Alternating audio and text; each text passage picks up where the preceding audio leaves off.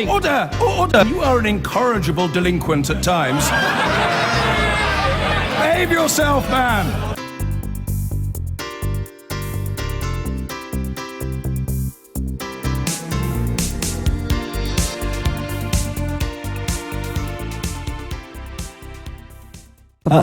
Next week, applications open for a radical housing scheme that offers brand new homes for a third of market value. How's that then? Well, the scheme in London's East End is the first of its kind in the UK, and Sarah Neville's been taking a look.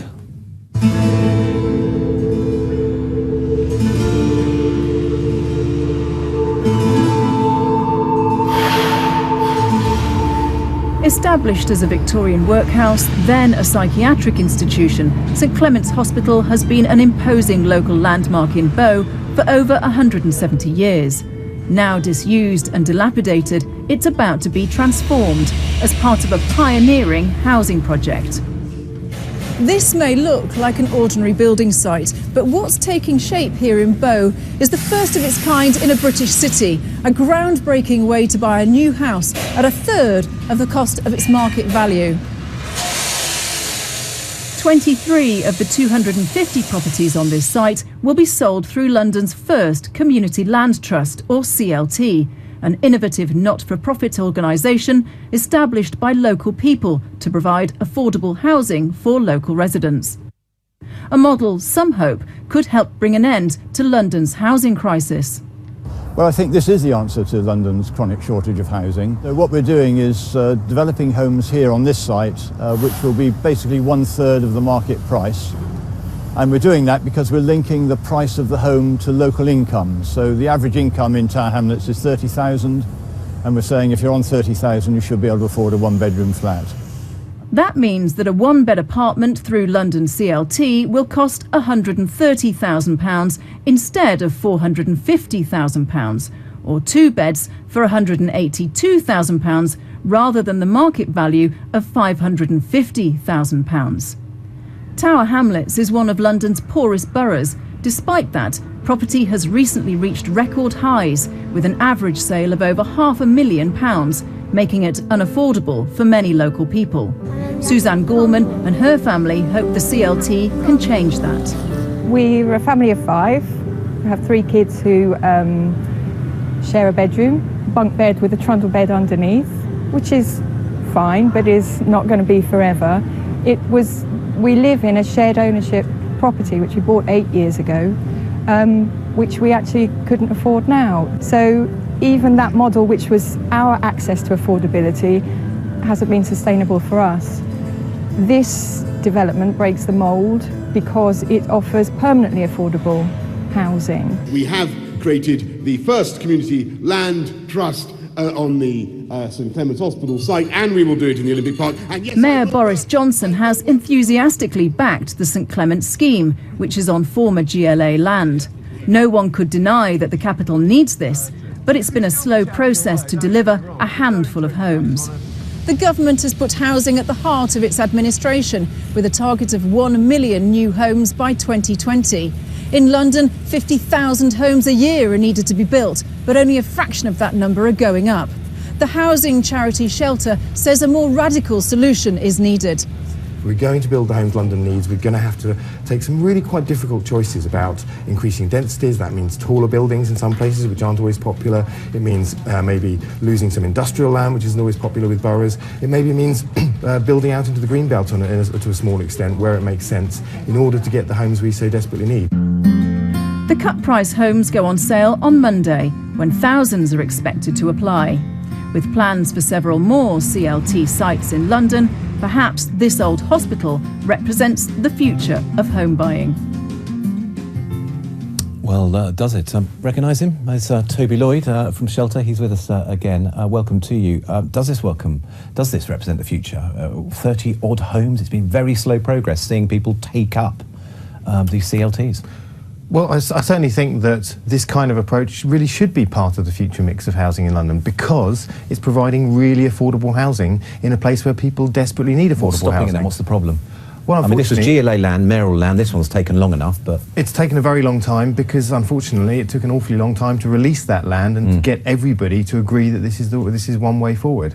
But look, there is no single magic answer to London's housing crisis. If there was, we would have done it by now already. Unfortunately, we need to be looking at every single possible intervention to get more housing built, and most importantly, to make sure enough of it is genuinely affordable. But a lot of the land where you could put new developments, of course, is owned by councils, is owned by boroughs. What is stopping them from using this model, retaining the value of the land, if you like, and making these homes more affordable for people? Well, there's a lot of different obstacles there. Firstly, the local councils have quite stringent best value rules. They're expected to get market value for their land. If not, they can get in trouble with the government. They can even be sued by rival companies for not having sold their land at market value. So it's actually very difficult for local authorities to do things like this. We should be making it an awful lot easier. Public sector land, where it does exist, should be supporting affordable housing, not being sold on the open market for maximum value. So if your assumption is that you're seeing no signs from central government that they are going to create the framework and the environment where you can get more of these models,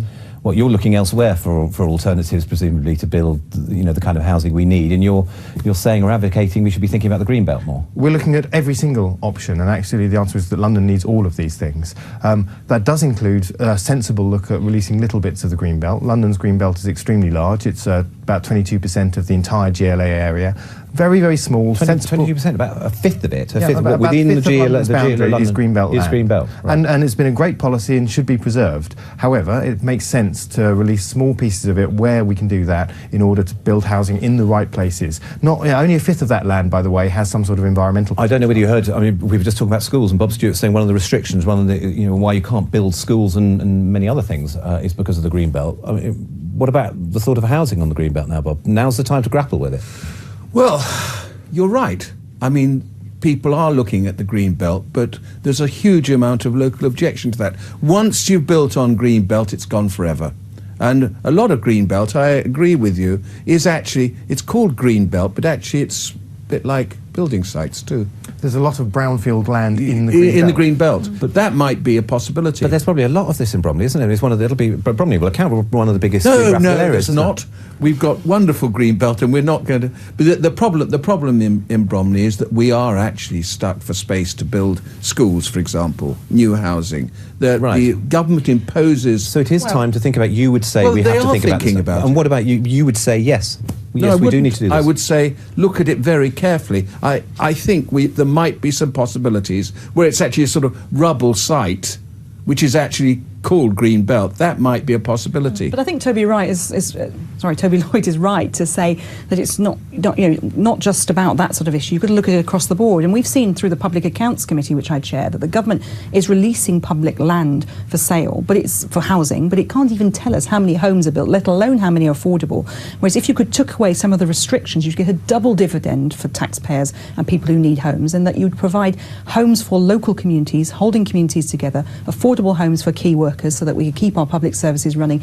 And we need to look at a change to allow that to happen, because there's a lot of public land in London that could be one of the top priorities. Unfortunately, several of these sites isn't enough. We need hundreds. Is that right?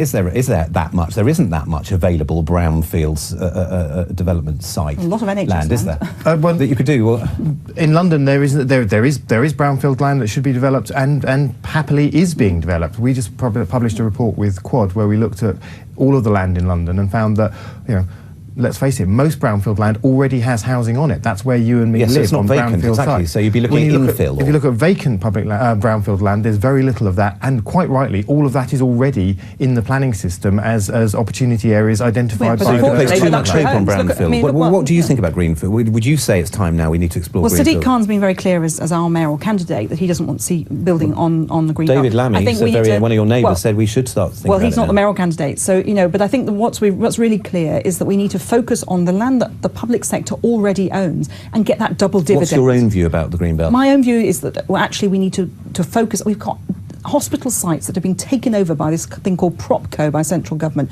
which local areas would do much more for the local health economy if they could provide possibly a good health facility, but mostly a good, affordable housing. Would you be happy to see the green belt developed? I would prefer to see us look at those sites, because frankly in Hackney, the green belt in my borough doesn't make a difference. But ultimately, Bob Stewart, we've got school children that need places now, and we need houses for their parents and houses for them as they Well, actually, as they they're grow up. normally already there if we want school places.